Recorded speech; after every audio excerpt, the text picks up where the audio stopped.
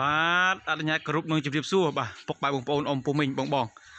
ថ្ងៃនេះមកដល់ថ្មីមួយទៀតហើយពុកម៉ែបងប្អូនណាបាទថ្ងៃនេះមកជាមួយនឹង Honda CV ម៉ែបងប្អូនបាទ Honda CV បាទផលិតក្នុងឆ្នាំ98បាទពណ៌ទឹកប្រាក់ពុកម៉ែបងប្អូននោះឡាននេះថ្មីស្អាតម៉ែបងប្អូនណាបាទចង្គៀងគុជវិញលេងគុជហើយម៉ែបងប្អូនបាទចង្គៀងគុជហើយផ្លាកលេខវែងឡានមានឯកសារគ្រប់មានពន្ធត្រឹមត្រូវម៉ែបងប្អូនណាបាទប្រភេទ Honda CV បាទពណ៌ទឹកប្រាក់ឆ្នាំ98បាទឡានមានឯកសារគ្រប់មានពន្ធត្រឹមត្រូវបាទប្រភេទឡានស្អាតបាទឡានរៀបចំអស់បងប្អូនណាបាទឡានទៅរៀបចំហើយបោកពូកលាងម៉ាស៊ីនប៉ូលាសម្អាតកាយឲ្យអស់ហើយបាទឥឡូវរៀបចំឡើងទីផ្សារបងប្អូនណាបាទរៀបចំឡើងទីផ្សារហើយបងប្អូនមកគ្រឿងនេះថ្មីស្អាតឆ្នាំ98ពណ៌ទឹកប្រាក់បាទប្រភេទឡានស្អាតបាទសម្បកកងថ្មីបងប្អូនណាបាទប្រភេទយ៉ាន់លេងបាទសម្បកកងកឡាននៅថ្មីសាច់នៅជ្រៅសាច់ដៃស្អាតបាទឡានដៃមានប្រវត្តិកាត់តស្ងោប្រព័ន្ធពុកម៉ែបងប្អូនបាទមកគ្រឿងនេះថ្មីស្អាតបាទ Honda CV ឆ្នាំ98ម៉ែបងប្អូនណាបងប្អូនចង់ទិញដាច់ក៏បានចង់វាយដូរក៏បានពុកម៉ែបងប្អូនបាទបងប្អូនចង់ទិញដាច់ក៏បានចង់វាយដូរក៏បានមកគ្រឿងនេះធានាថាបងប្អូនមកមើលដឹងស្រឡាញ់ដឹងតែពេញចិត្តបាទប្រភេទឡានស្អាតពុកម៉ែបងប្អូនបាទស្អាតថ្មីមែនតែនបាទបងប្អូនមានឡានសេរីទៀបបាទកូរ៉ូឡា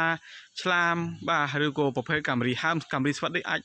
វាយដូរបងប្អូនណាបាទអាចវាយដូរក៏បានឬបងប្អូនចង់ទិញដាច់ក៏បានចង់វាយដូរក៏បានបងប្អូនបាទបងប្អូនឃើញការរៀបចំតុបតែង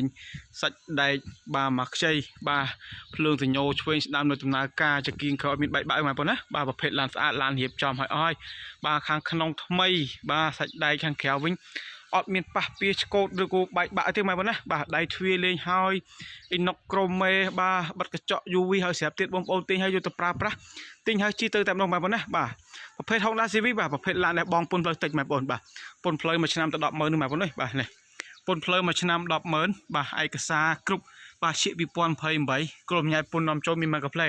បាទឯកសារគ្រប់ហើយពុនផ្លូវតិចបាទប្រភេទឡានខ្ពស់បាទស៊ីសាំងតិចទេបងប្អូនណាបាទ100គីឡូខ្ទង់ទៅ6ទៅ7លីត្រទេបាទ Honda CV បងប្អូនបាទបងប្អូនឃើញសាច់ដែកក្លុកកលៀតសាច់ជាង